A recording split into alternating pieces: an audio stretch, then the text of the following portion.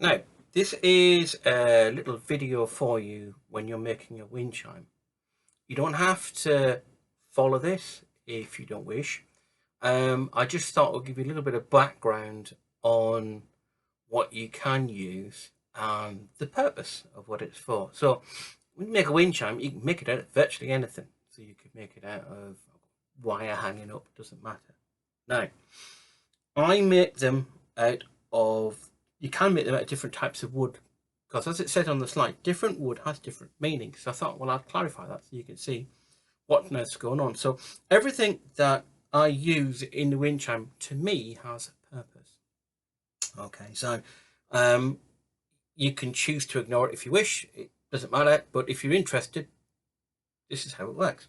Okay, so certain things have certain meanings. So, for example, I tend to use a red thread when I'm binding a lot of the branch work together. You can use a wire, which I also use, just to get the whole thing together.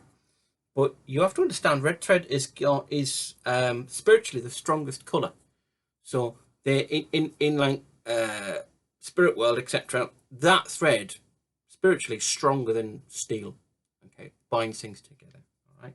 So, for example, that's a spinner I'm going to put on the bottom of my wind chime so the wind catches it. Okay, and it's made of oak. And the oak, two pieces of oak, same size, put together in the form of an equal armed cross. Okay, now that is a traditional sort of good luck and protection charm and protection sigil.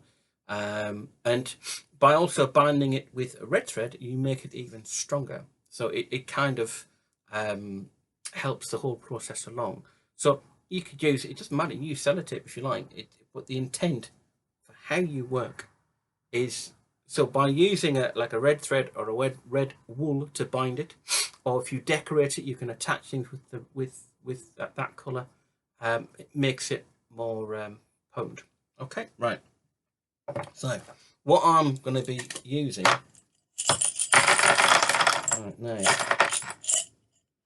is, I use nails for a lot of the chimes. You can use keys. Just bear with me 1 second. Right, so here's some that I will thread up earlier. Now the interesting thing about them is they make quite a nice noise. You hear that? So you wouldn't think they would, but they do when they have a little knock together. Okay, so, and obviously, like I said, the nail is there to pin and to hold any negative thoughts and any other negative atmospheres that are there. And as I said, you can detach the nail when you're ready and pin it to the floor with a hammer, and that earths it, kind of like earthing electricity. That's really what you would do. Again, using keys as in a wind chime, again, have a similar thing. They tend to lock negative thoughts or dreams, etc., into the actual structure. And then the idea is the same thing. You can stick them in the ground and all earth them, which is really goes on to why if you want to cleanse a wind chime, or if someone's had it somewhere, even a shop bought one, hang it in a tree, because what it'll do is the tree will actually take the energy and earth it straight into the floor, and then you'll start with a fresh object, really. So I thought nails would be used. You can use any nails you like, really. Have used cutlery before, knives, forks, spoons, etc. Sometimes if they're objects from a particular person, it gives it a nice feel about it as well. So it might be a couple of teaspoons from somebody you knew years ago or something. It just makes it feel nicer, and it's a memory. You know, by using a wind chime, it isn't just something that tinkles and makes a nice noise. To me, it has a purpose. Okay, so that's why we use all of these things. Now, types of wood. I thought I'd better put a little bit of hedgecraft in here, if anybody's interested. So what I'm going to be using when I make mine is I'm going to use willow. Okay, now willow is traditionally sort of good for well, if you think about it, it used to be, they used to use the bark. In fact, that's where aspirin comes from. So they used to use it for people with maladies of the head, they used to say. So it's, for mental health, it's very good. It's also associated with water, which is flow of spirit, flow of energy.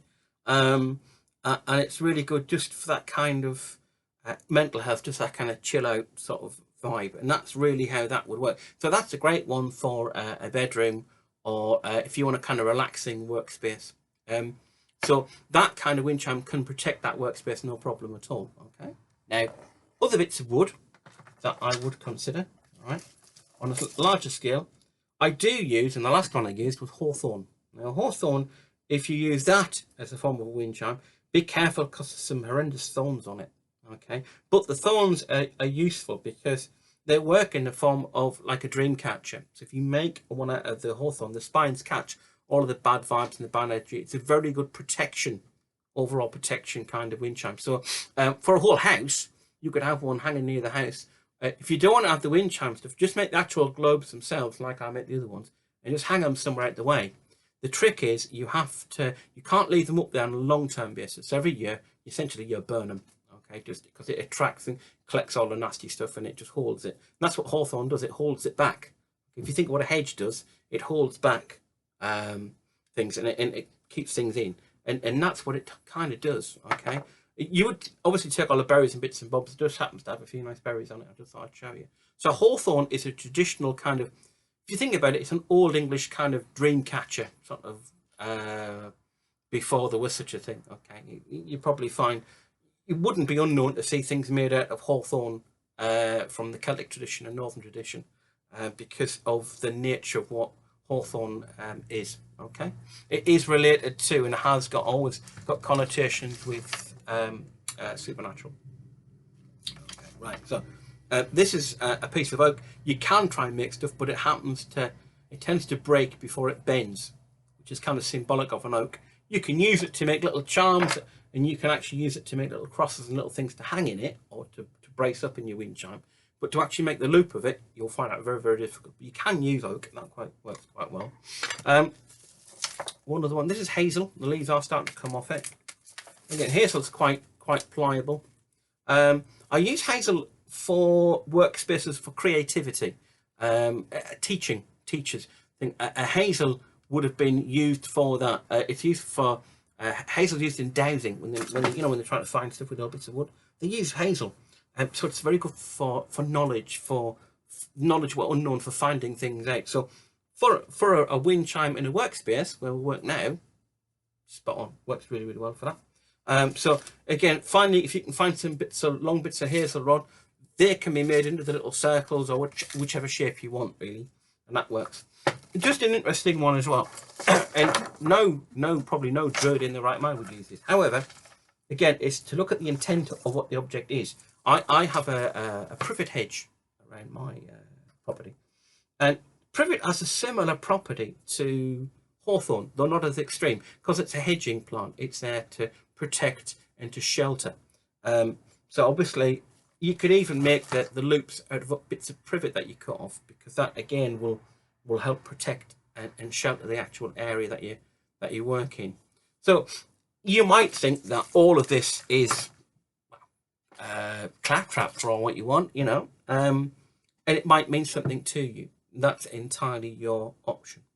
Personally, I think everything has a purpose, whether it be a tool you'll see hanging up or a plant, and I see that, and those purposes have been used for centuries. So the things I use for the wind chimes, yes, they're just bits and bobs lying around, but to me, when I finish the chime and when I hang it up somewhere, it's going to have all that intent.